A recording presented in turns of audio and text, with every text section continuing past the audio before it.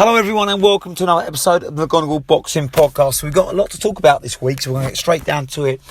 Joshua, Usyk, Fury, Wilder, Shakur Stevenson, you name it, we're doing it. So let's start straight away with the Joshua situation that's dominated this week's news. It looks like he's finally parting ways with Rob McCracken, which I can see why. I think it's about time in many ways. I think that performance against Usyk was tactically inept and totally unacceptable. He got dominated and very, very, very nearly stopped. And there's too many voices in his corner right now. So he either gets rid of all of them, the Flackies, the hangers-on, the Angel Fernandezes of this world, who are second trainers, who are putting different thoughts and tactics in Joshua's head and keeps with McCracken only, or he completely splits from all of them and goes his own way. It's bizarre at the moment why he's got so many, Part B, Part C trainers. It's almost like he doesn't believe and trust McCracken. I'm surprised that McCracken, as respected as he is, puts up with it. So, not good. But I can see him finding his parting ways. Now, he's been in the States, he's trained with Eddie Reynoso. I can't see Joshua going to Eddie Reynoso. I can't see him, with his pride and ego, being second fiddle to Canelo. And also, you've got Andy Ruiz in that camp. Although he done a lot from Reynoso, I'm not sure that's exactly what he needs either. He needs probably someone who's going to, turn him into a rough and tough brawler. Reynoso's far more technical than you think. And I think it's too late for Joshua at this point. He needs someone to, fight dirt down and dirty and rough and tough and use his physicality and go for the knockout. Be the killer he was in his early career when he was fighting the likes of Dillian Whyte, for the British title, snarling and looking for the knockout of every punch. That's why I think Virgil Hunter also, he's been with Hunter, will not be a good choice. I think he's a fantastic trainer, but will he bring out the dog in Joshua? I'm not sure. Now, he's doing wonderful things for Buatsi, but Buatsi, is a very technical, skilled fighter. He's not Joshua. He's better than Joshua in many ways, I feel. So I think at this stage, and he's a lot younger, and now I get he's close friends with Whyte and he might want to hook up with him. But obviously, for me, it's the clear choice here is Ronnie Shields. It's the Charlo, it's the Mike Tyson former trainer, who trains his fighters to be rough and tough and looking to do bad intentions and use the physicality. Look at what he's done with the Charlo brothers, unified champions. That's a brilliant hookup for him. But Joshua's got to be prepared to relocate. He's going to have to live in the States. I can't see Ronnie Shields at his age now, he's in his late 60s, relocating to the UK. He might come over for fight week, of course, and for the fight, but nothing more. So Joshua's going to make a lot of sacrifices if he goes with Ronnie, but it'll be worth it. And I think that's the trainer he needs to pull off what would be now an upset. Can he beat Usyk? He can, but he's not favourite to, and he needs to completely change his tactics, and he needs a big overhaul. So I like that Ronnie Shields hookup. If it's going to be confirmed, it probably will do in the next week or so. Now, moving on, Dillian Whyte, disappointing, isn't it? Disappointing in the fact that he's pulled out the ottowallin fight, and it's very suspicious. Because he was trained like a demon in Portugal. He was saying all the far right things. I'm going to do this, I'm going to do that to Wallin. I'm going to make a statement. And then he gets made mandatory 3 days before Fury Wilder. And what happens? 5 days later, he's got a shoulder injury.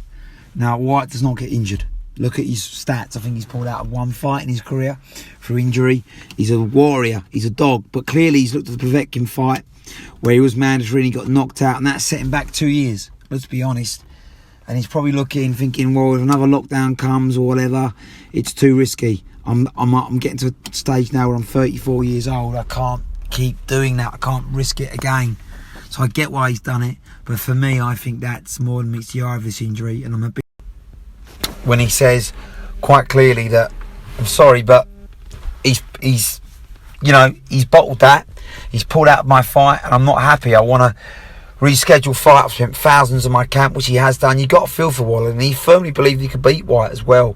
So there's got to be some compensation for ottowallin, and I think there needs to be some rule changes, because it's not good enough just to pull out of fights when the opponent is prepared to travel, he spent thousands on his camp, and he just gets dropped like that. There should be an automated rescheduled fight or a huge compensation, because it's not fair and it's driving people away from boxing when these kind of things happen. But, you know, and the other problem Whyte's got is Fury gonna fight him? His dad's saying no, he doesn't want Whyte. He's not good enough, he's not on level, he's not a big enough fight. Fury can't get up for it. And, you know, despite the bad mouthing going on social media, unless Whyte really keeps on at him and calls him out and questions his manhood and all this and gets under Fury's skin, I can't see Fury fighting Whyte. I really can't. I think he knows it's a dangerous fight for less reward than he gets for the Wilder fight. And he might see Whyte beneath him, but Whyte can knock Fury out, make no mistake about it. If Fury's not focused, if he gets greedy on his success like he did in that Wilder fight, because in many ways Whyte's just as dangerous or better than Wilder. He hasn't got the punch power, but he's a better boxer, and he's tougher and he's rougher and he's bigger and he's stronger. Now, if Fury uses his boxing, a mixture of Ben Davison's style and Sugar Hall's style, like he did in the second Wilder fight, then for me, Whyte's got no chance. But if he fights like Sugar Hall for in the third fight, with neglecting the Ben Davison herky-jerky movement and great defence, then Whyte could beat him. He could catch him that left hook and knock him out. Make no mistake about it. It's just a dangerous fight for Fury, and maybe he realises that underneath it all. But, you know, I want to see it. It's a fight I'd love to see, but it's a fight you might not get to see, being totally honest. So, it is what it is, isn't it? But there's going to be a lot of legalities. And don't forget, Fury does not like Hearn. Hearn does not like Fury. The rival networks, Frank Warren, Eddie Hearn, BT Sport, Sky Sports, there's a lot of negotiating, a lot of headaches going around making that Dillian Whyte fight.